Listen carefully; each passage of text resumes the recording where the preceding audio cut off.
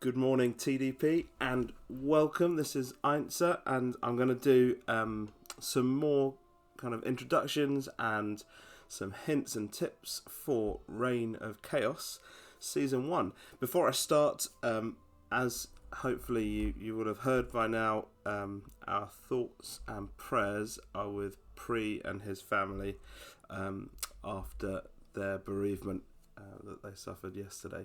So, you may have noticed I am now the Emperor, which was unplanned, but there we go.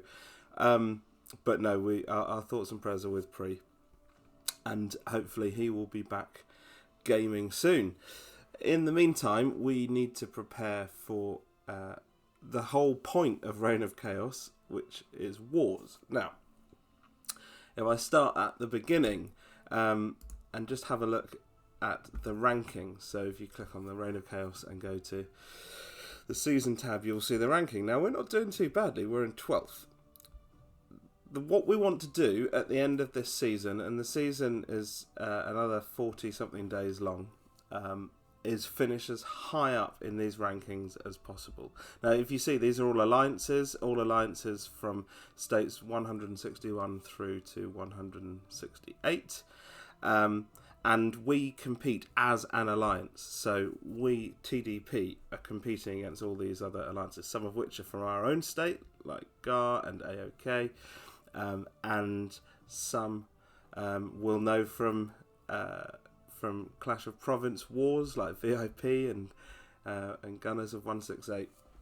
But the aim is to get as high as possible. And the way we do that is by scoring points. And the way we score points basically comes down to two things. Taking and occupying tiles, both in our own state and in other states, and winning alliance wars in Reign of Chaos. So I'm going to talk to you a little bit about alliance wars and kind of introduce that. And we're going to be starting this on Tuesday. Now, wars are 3 times a week during ROC.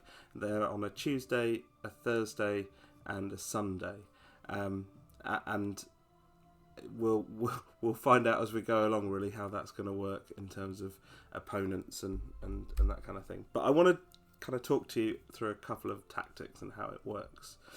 So this hopefully will be familiar to you. This scene, our Alliance Centre 1, and we've spent painstaking hours sorting out the shape and the defensive formation here. So effectively, in a war, the objective is to score more points than the other team within the war itself, and then you be the winner and you get extra kind of season points for winning. To get points in a war, there are several ways of doing it. By far and away, the biggest points that you can get are by destroying the alliance centres, and typically, and at this stage in the game, pretty much always, that's going to be, first of all, Alliance Centre 1. So both teams at the same time are going to be trying to destroy the other's Alliance Centre 1. So that's why we've spent time building a defensive pattern with our buildings to defend Alliance Centre 1. The other ways of getting points are by destroying these buildings, the fortresses and the base camps and all that kind of stuff, and the workshops. You get points for destroying those as well, and by taking, so by any of these blue tiles, if an opposition alliance attacked that tile and took it from us, they would get points as well. So those are the ways you get points in an alliance war on a basic level. And of course, we've got 2 aims: to score more points than the other team and to prevent our buildings and our alliance centre from getting destroyed, because when they're destroyed you have to rebuild them, and that takes time and that takes stone and is a bit of a pain. So I'm going to start with defence, and then I'm going to talk about offence, attacking. So defence, basically the formation of our alliance centre is our first defence. Now you see in this area here around the Alliance Centre. We've left a gap before we started building, and thank you to all that have moved their buildings out of there. The reason why we've left a gap is to put castles.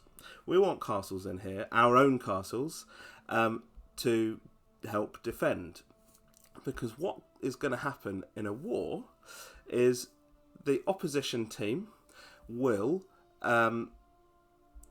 try and find somewhere to place what's called a kind of a landing point, a rally point in the game it's called, and they can use that to start attacking from. Now what they need is a 3x3 square to put that in. So this kind of quickly comes to our second point of defensive techniques and tactics. We want to make sure that the closest that they can put a 3x3 square, and this, if you ignore that, if that wasn't there, that tile wasn't taken by us, this would be a perfect rally point for an opposition team. They could place that there, and then they could begin to tile, taking one tile at a time, towards our Alliance Centre, because you can't attack a building, and you certainly can't attack an Alliance Centre unless you, the team attacking, has a tile next to it. So what they would do, if that wasn't there, they'd put their rally point here, they would tile one by one down here, they'd take this tile, they'd kill this guy and take that tile, come here, and then suddenly they'd be attacking.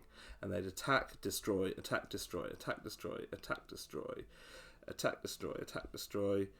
They'd try and destroy our castles, probably with a dragon shout, and then suddenly they would be here attacking our Alliance Centre. That's how. That's kind of what we're defending against. And so the first line of defence really is making sure that where they put their 3x3 square is as far away as possible, because the further away it is, the longer it's going to take, the more stamina they need, the more tiles they need to take, etc., etc., and the more time we have to organise a defence. Because of course, if they did put something here, and our defensive tiling was rubbish, what we would do, castles in here and anyone kind of further away as well, we'd try and stop their route. So what we could do to stop their route would be taking this tile, taking this tile, taking this tile, taking this tile, and also the tiles that we already own, pressing garrison and adding one of our troops, one of our legions, to sit on the tile and basically defend it against attacks. But that's why tiling around our Alliance Centre is so important. We want to minimise the number of 3x3 squares. In fact, we want to push them right back, all the way, hundreds of kilometres if we can. And so what that means in the next few days, we need to keep looking at our area. And these aren't attractive tiles, are they? Level 1, level 2, level 3. But what I would ask is, each of us have like 2 or 3, we're using farms to do this as well, but each of us have 2 or 3 tiles around our Alliance Centre, just purely as defensive ones. So they're not going to add much to your production, they're not going to add much to your progress, they will add a huge amount to our defence, because we don't want 3x3s. We also don't want 2x2s as well, because a 2x2 is the space needed to for an enemy castle to port in. So, have we got any down here? I was doing some tiling last night. So yes, there's a 2x2. So that you can, if I wanted to, I'm not going to do it now, but can you see, I could port in there right now. And then I'd be in a prime position to attack our Alliance Centre. So we want to make sure there are no gaps. We also want to make sure that, and actually while I'm on this, we don't need to tile every square. That would be a waste. Let me see if there's a good pattern anywhere. There we go. This kind of this is perfect here. Right, can you see this kind of checkerboard pattern? So one tile taken, one tile not, one tile taken, one tile not, all the way. That's the perfect pattern there. Who's this? Oh, that's me. Whoops. That's what we want. That's what we want, ideally, all over the place. So, yeah, to stop those 3x3 squares and those 2x2 squares. We also, final point, don't want any castles lower than 19 around. So we're going to move all these farms before Tuesday, before the first war. And the reason why we don't want any castles around in this area under castle level 19 is simply because at castle level 19 we get this chap in our cities, and if you haven't built this yet and you can, build it. The Dragon Slayer, which is basically a defense against dragons, and you have these bolts. Ooh, better make some more bolts. Which is that's a nice sound effect. You have these Dragon Slayer bolts, and basically it means that if someone fires a dragon against you, the dragon gets shot down and no damage is inflicted until those bolts are run out. So the reason why that matters is because if around our Alliance Centre 1 we had, let's say my farm here, the opposition could dragon my farm and then eventually port in one of their castles right next to our Alliance Centre, which would be an amazing attacking position. And we don't want that. So no castles of level 9, of under level 19 around our Alliance Centre. That's another defensive tactic. Right. Let's say we were attacking, and I've covered some of it already, actually, which is good. So we've got defense of our Alliance Centre. We also need to attack their Alliance Centre to get points. And what attacking looks like is, as I've kind of described, you put in a 3x3.